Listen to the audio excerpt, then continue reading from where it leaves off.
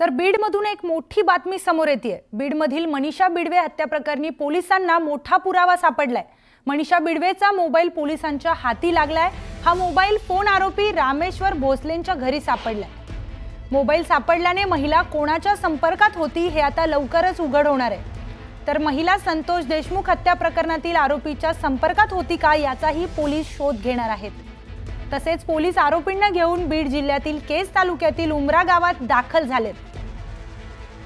तर आपले प्रतिनिधी बालाजी निरफाळ आपल्या सोबत जोडले गेलेले आहेत।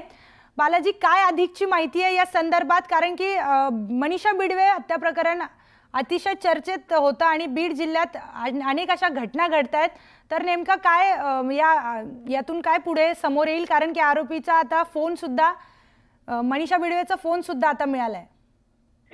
एकूण बघितलं तर प्रियंका, ही घटना बीडमधील नसून धाराशिव जिल्ह्यातील घटना आहे। धाराशिव जिल्ह्यातील कळंब तालुक्यात ही घटना घडली, कळंब शहरात ही घटना घडली होती। या मनीषा बिडवेचा मृत्यू जो आहे तो संशयास्पदरित्या जो आहे तो तिच्या द्वारकानगरी या राहत्या घरी वसाहतीत सापडला होता। दुर्गंधी येत असल्यामुळे हिचा खून झाल्याचे उघड झालं होतं। त्याच्यात पोलिसांनी तपास केला असता 2 आरोपी जे आहेत ते केज तालुक्यातील त्यांना सापडले आहेत। या हत्या प्रकरणाला एवढं एकच महत्व आहे की या हत्या प्रकरणात अंजली दमाने यांनी जो आहे तो आरोप केला होता की या महिलेचा वापर जो आहे तो संतोष देशमुख हत्या प्रकरणात केला जाईल, असा करण्याचा घाट जो होता तो घातला जात होता, असा आरोप अंजली दमाने यांनी केल्यानंतर जे आहे ती या प्रकरणाला एक वेगळं वळण मिळालं होतं। त्यानंतर जे आहे ते पोलिसांनी याच्यावरती स्पष्ट नकार दिलेला आहे। मात्र यात मुख्य गोष्ट जी होती ती मनीषा बिडवेचा जो मोबाईल जो होता तो मोबाईल मात्र आरोपीकडून काही केला सापडत नव्हता। त्या मोबाईलद्वारे जो आहे तो त्याचं सीडीआर तपासावा अशी मागणी मराठा संघटनाकडून केली जात होती।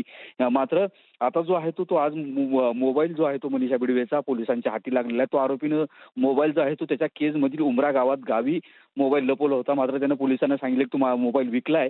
मात्र आज तो जो आहे तो मुख्य पुरावा यातला पोलिसांच्या हाती लागलेला आहे तो मनीषा बिडवेचा। त्या मोबाईल मधून जो आहे तो ते पोलीस आता सगळा जो आहे तो शोध घेतील की नेमके हे कुणाच्या महिला संपर्कात होती। बरं, धन्यवाद बालाजी सविस्तर माहिती दिल्याबद्दल। तर वेळ